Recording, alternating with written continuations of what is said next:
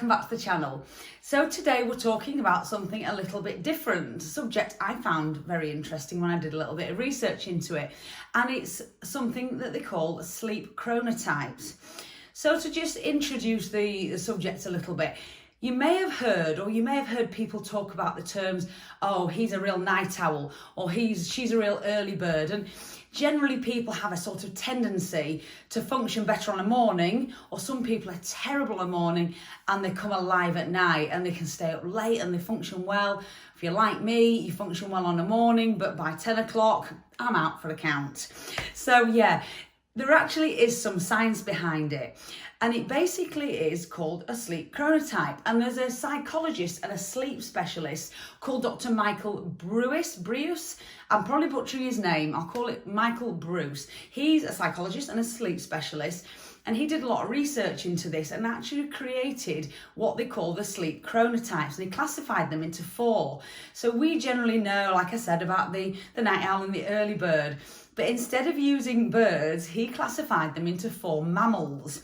Okay, and it's the study, basically what they call the study of chronobiology, which is basically the study of all the internal clocks in our bodies, and literally down to cellular level, our cells work on this clock system. You might have heard of the system where we wake up as the sun comes up, and we work in it with the sun.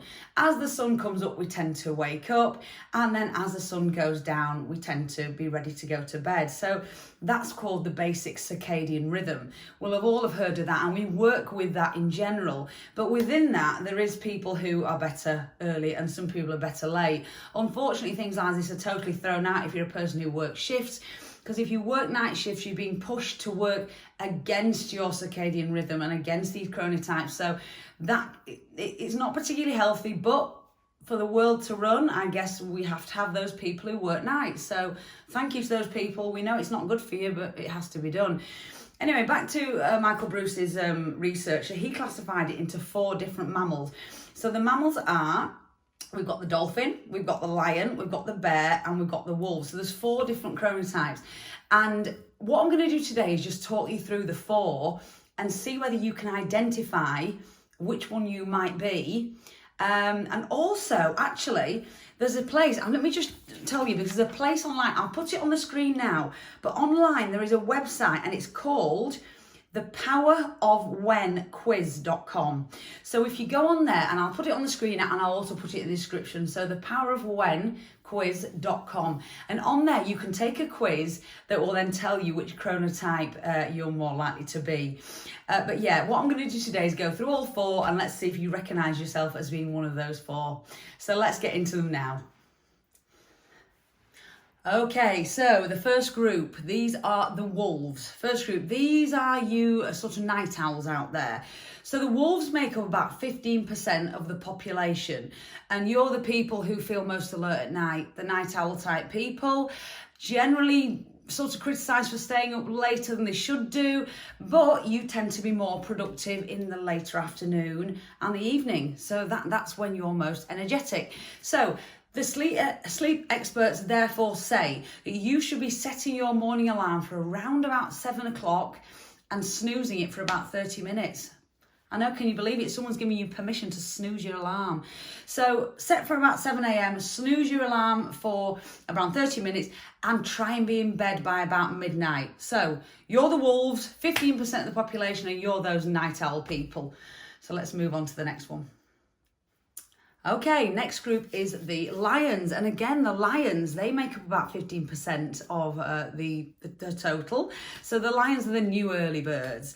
So they're obviously, you can guess, they're most alert in the morning, don't really have any trouble waking up, generally have no trouble in getting to work on time and getting themselves active in the morning.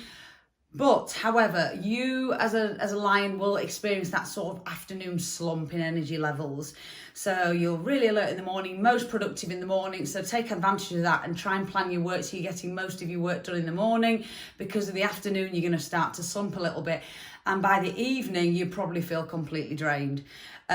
So because of that, the sleep experts again recommend, if you identify as a lion, the new early bird, that you should try and be setting your alarm for about 5:30 a.m. and looking to be in bed by 10:30, just so you're making the most productive of the day and using that part of the day when you can get the most done. So that's the lions. Okay, so number 3 is the bear.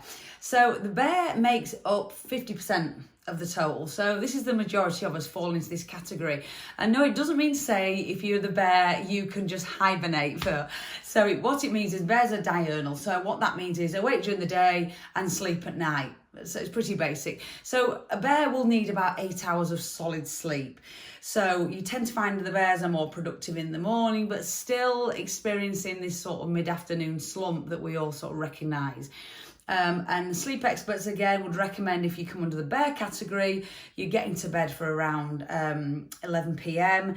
and looking to be up and out of bed for around 7. So you'd sort of see that. I think that's probably just your average person, isn't it? So most of us are bears, and that's the sort of pattern you should be working with, and making sure you're getting most of your tasks done in the morning, because that's when you're the most productive.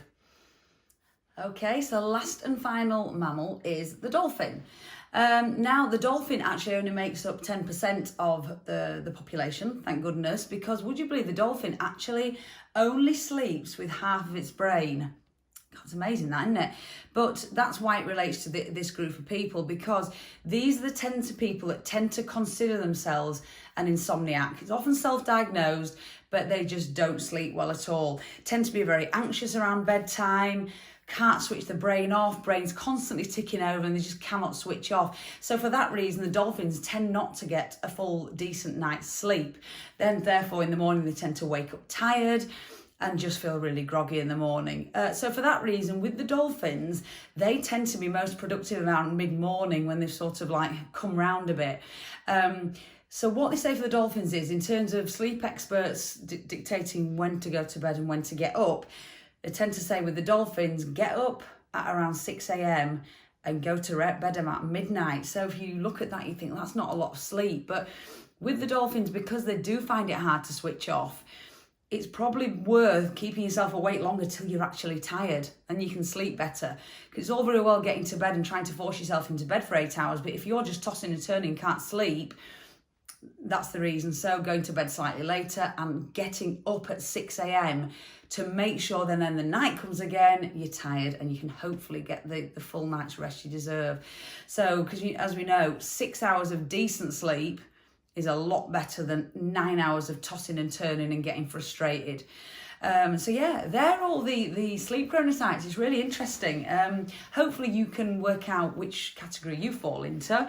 And if not, remember, in the description, I'll put the name of that website address again, so you can go and take that little quiz, which will give you a better idea of where you fall. But yeah, it just sort of reminds you don't have to force yourself to go to bed when the world dictates it. So if you're a lion, don't force yourself to stay up late. It doesn't suit you. If you're a wolf, don't force yourself to go to bed at 10 o'clock because you're not going to be able to sleep. So you can stay up a bit later. But for that reason, you can make sure that you allocate your work schedule and your productivity to the times when you are more energetic. So, if you're a wolf and you're staying up late, maybe you can get some stuff done on an evening that maybe the lions can't because they're all drifting off to sleep. So put it to your own benefit and make sure you're making it work for you in making your day more productive and slotting in meetings and things that you need to focus on at the times when your body is more reactive to it as such and when you're more energetic. So yeah, that's it for today. I really hope you enjoyed that. It's a little bit something different, something interesting. But yeah, have a look in the description. I'll put a bit more information down there. And if you've got any other requests of things you'd like to see on the videos, please let me know. And don't forget to like and subscribe. I always say it, like and subscribe.